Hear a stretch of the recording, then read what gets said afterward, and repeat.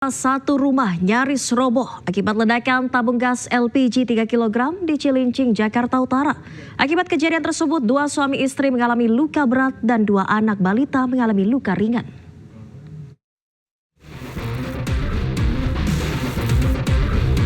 Ledakan tabung gas LPG 3 kg menghancurkan sebuah rumah di Jalan Tipar Cakung, Cilincing, Jakarta Timur. Detik-detik ledakan terekam kamera CCTV. Sebelum meledak, korban Saipullah beserta keluarganya sempat mencium bau gas yang menyengat di dalam rumah. Korban kemudian mencabut regulator pada tabung gas, kemudian tidur. Di pagi harinya, korban kembali memasang selang regulator untuk memasak air, namun saat kompor dinyalakan terjadi ledakan besar. Kerasnya ledakan membuat bagian depan rumah jebol dan tembok retak, serta kusen berantakan. 4 orang dalam satu keluarga mengalami luka-luka. Dia keluar, kita lihat CCTV ya, keluar, terus buang sampah, abis itu masuk lagi, dan istrinya bilang katanya, yang ini tolong ini lagi, tolong dipasangin lagi, soalnya masak lagi, ya. Pasangin regulatornya ke gasnya, pasang, dijetek kompornya, langsung meledak. Dua korban mengalami luka bakar serius, sementara dua korban lain yang masih berusia 6 dan 3 tahun sudah diperbolehkan pulang dari rumah sakit. Kasus ledakan masih ditangani pihak polisian Polres Metro Jakarta Utara. Dari Jakarta, Sofian Firdaus, iNews melaporkan. Pemirsa, tim Gabungan Penegakan Hukum Terpadu Bawaslu Banten menangkap tangan sejumlah orang yang melakukan politik uang dalam pemilihan suara ulang Pilkada Kabupaten Serang. 12 orang ditangkap berikut barang bukti sejumlah uang.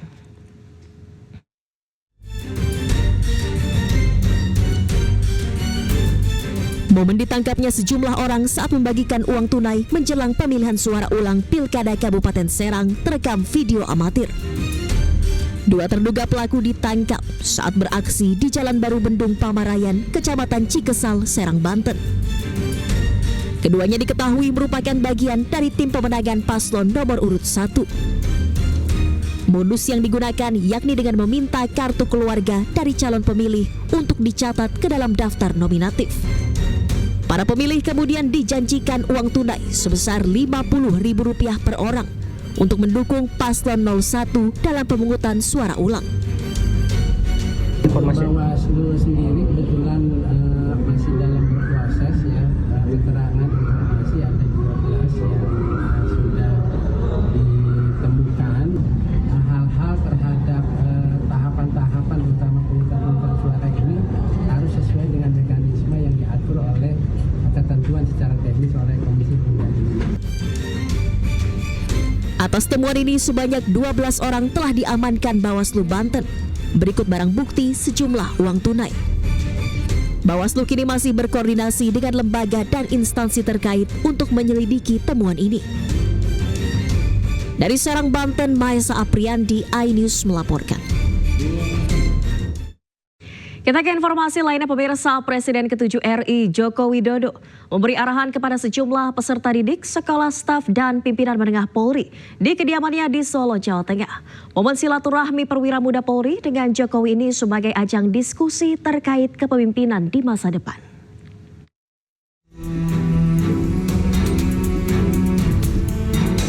Presiden ke-7 RI Joko Widodo bertemu sejumlah perwira muda Polri, peserta didik Sespim Polri reguler ke-65 di kediaman Jokowi di Sumber, Solo.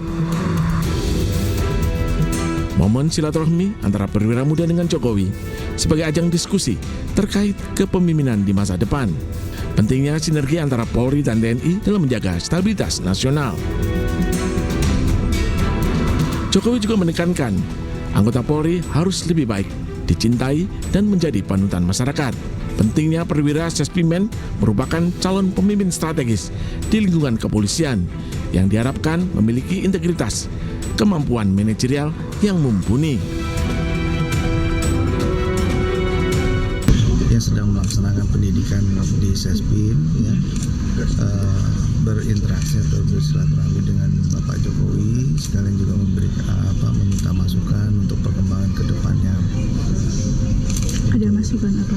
Kenapa? Ada masukan apa dari Bapak Jokowi? Ya, intinya beliau mengenal untuk menjadi anggota Polri dan TNI yang lebih baik ke depan, bisa dicintai oleh masyarakat dan menjadi panutan untuk masyarakat juga. Siap, mengatur semua sudah. Diharapkan dalam ajang silaturahmi perwira muda Polri dan Jokowi, calon pemimpin di institusi polisi siap menghadapi tantangan besar di masa depan. Dari Solo, Jawa Tengah, Septiantoro melaporkan.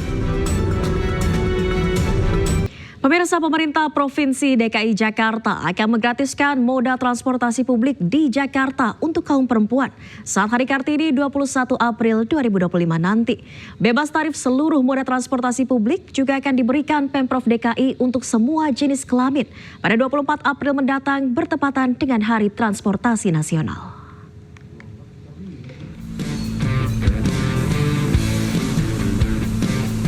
Kabar gembira bagi Anda warga Jakarta dan sekitarnya yang berjenis kelamin perempuan.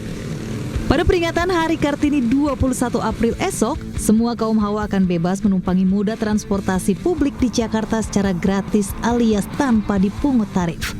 Selain bus Transjakarta, transportasi publik yang bisa ditumpangi wanita secara gratis adalah MRT dan LRT. Sementara pada Hari Transportasi Nasional 24 April mendatang, Pemprov juga akan kembali menggratiskan moda transportasi massal sekaligus peluncuran trayek baru Trans Jabodetabek rute Blok M Alam Sutra Tangerang. Kami akan menggratiskan seluruh trayek, termasuk MRT, LRT, Transjakarta, bagi siapapun mau laki mau perempuan gratis. Pramono meminta para penumpang agar tertib saat menumpangi moda transportasi publik, baik selama di halte atau stasiun hingga ke dalam rangkaian. Dari Jakarta, Rani Sanjaya, iNews melaporkan. Pemirsa, seorang oknum dokter PPDS nekat merekam seorang mahasiswi saat tengah mandi di sebuah kamar indekos di kawasan Cempaka Putih, Jakarta Pusat. Korban yang mengetahui perbuatan pelaku bersama teman-temannya langsung menangkap dan membawa pelaku ke kantor polisi.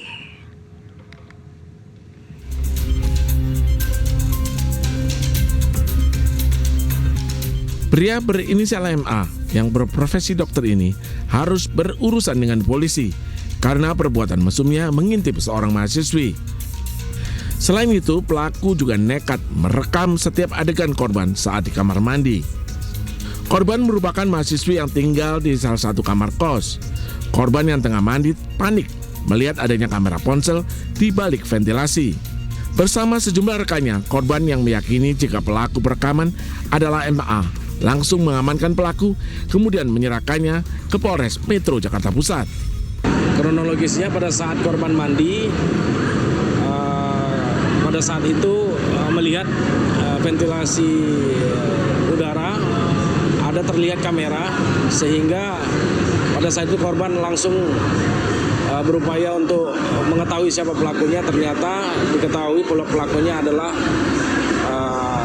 inisial MA. Kemudian pada saat itu juga korban beserta teman-temannya membawa pelaku ke Polres Metro Jakarta Pusat untuk diproses lebih lanjut. Akibat perbuatannya, tersangka terancam hukuman 12 tahun penjara, dijerat pasal 29 tentang pornografi. Dari Jakarta Pusat, Rani Sanjaya, iNews melaporkan. Pemirsa, oknum dokter kandungan pelaku pelecehan terhadap pasien di Garut, Jawa Barat merupakan lulusan Fakultas Kedokteran Universitas Padjadjaran Bandung. Pihak kampus Unpad pun prihatin dan menyerahkan sepenuhnya kasus ini kepada pihak kepolisian.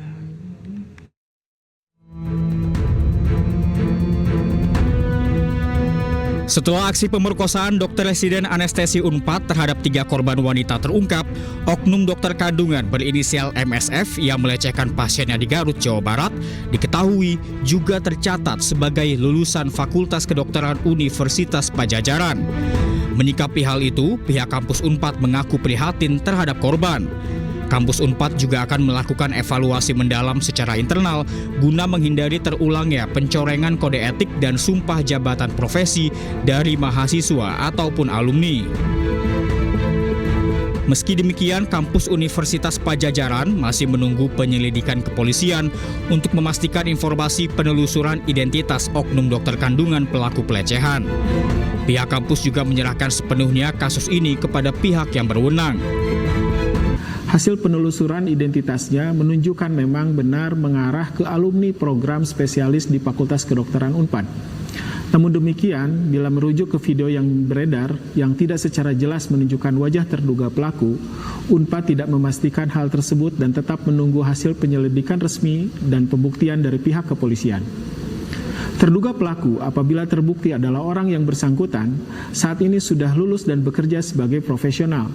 Dengan demikian, kasus ini sudah di luar kewenangan Unpad atau kampus lainnya tempat yang bersangkutan menempuh pendidikan sebelumnya. Sebelumnya, dokter spesialis kandungan MSF ditetapkan sebagai tersangka kasus pelecehan seksual terhadap seorang pasien. Namun penetapan tersangka bukan atas kasus pelecehan seksual yang videonya tengah viral saat ini. Penetapan tersangka atas laporan seorang wanita pada 15 April lalu yang mengaku dilecehkan di rumah orang tuanya serta di kamar kos tersangka. Dari Bandung, Jawa Barat, Billy Maulana Finkran, iNews melaporkan.